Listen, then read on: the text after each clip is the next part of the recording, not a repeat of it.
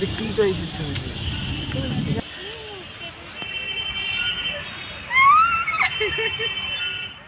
আজকে আমরা রওনা হয়েছি দীঘার উদ্দেশ্যে। বাড়ি থেকে একটা ক্যাব নিয়ে এসপ্ল্যানেড বাস স্ট্যান্ড থেকে বাস ধরে সোজা দীঘা। বাসটি ছিল সগুপ্তা ট্রাভেলসের এসি বাস, যার ভাড়া ছিল মাত্র 350 করে।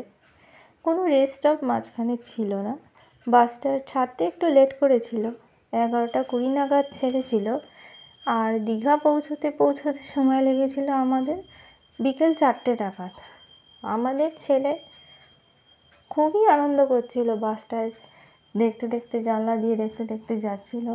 বাসটা সবই ভালো ছিল, বাসে লেগ স্পেস খুবই কম ছিল। সাথে বাচ্চা থাকার জন্য ভালো করে রেকর্ড করতে পারিনি। এর পরের বার যখন করব চেষ্টা করব সেটা ধরে তুলতে। এইটা ছিল আমাদের হোটেল কালিয়ানানা, দীঘা হেলিপ্যাডের কাছে। ভীষণই সস্তার একটা হোটেল, ডেলি মাত্র 400 টাকা করে ফ্যামিলি একটা ভালো ঘর পেয়েই যেতে পারেন। তো হোটেলে একটু রেস্ট নিয়ে আমরা বেরিয়ে পড়লাম ঘুরতে। এটা দীঘা অমরাবতী পার্ক, বুঝতেই পারছেন। রোপওয়েতে আমরা ভারী মজা করেছিলাম। রোপওয়ের ভাড়া মাত্র 80 টাকা পার পারসন।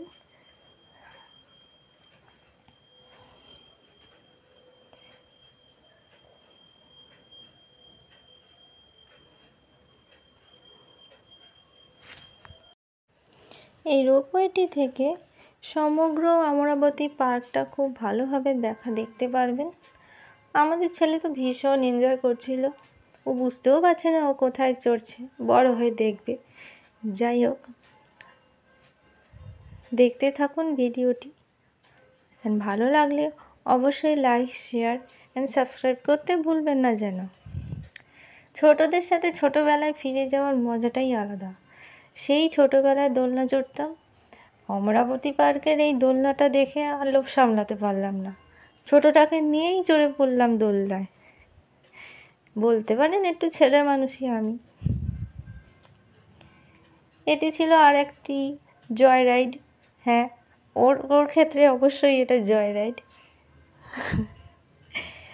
ভালো মজা করছিলাম। মজা টজা সেরে নিয়ে আমরা একটু সন্ধ্যেবেলা সমুদ্র সৈকতের ধারে বসেছিলাম। সাথে ছিল গরম গরম কফি। এই ছিল সমুদ্রের ঢেউ ছিল ভীষণ ভীষণ ঢেউ ছিল, সেদিনকে জোয়ার ছিল। তাজপুর মন্দারমণি। আমরা এখন যাচ্ছি। হ্যালো গাইস, সুপ্রভাত। চলে আসলাম দীঘার আরেকটা সুন্দর ব্লগ নিয়ে, নতুন সকাল নিয়ে। সুপ্রভাত। আজকে আমরা যাচ্ছি তাজপুর, শঙ্করপুর, মন্দারমণি। তো দেখতে থাকুন কেমন লাগে ভিডিওটা। যাওয়াতে হুচকুড়ায় আজকে দারুণ মেজাজে আছে। রেস্টুরেন্টে গেছিল, রেস্টুরেন্টের ওখানে সবার কোলে উঠেছে, লুচি খেয়েছে, ডিমের পোচ খেয়েছে।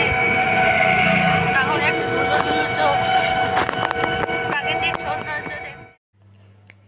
জীবনে যত দুঃখ কষ্টই থাকুক না কেন, এই সমুদ্র সৈকতে এলে যেন এক নিমেষে সব কিছু ভুলে থাকা যায়। যেন মনে হয় সারা জীবনটা এখানেই কাটিয়ে দিই। সত্যি কি সুন্দরই হতো না তাহলে।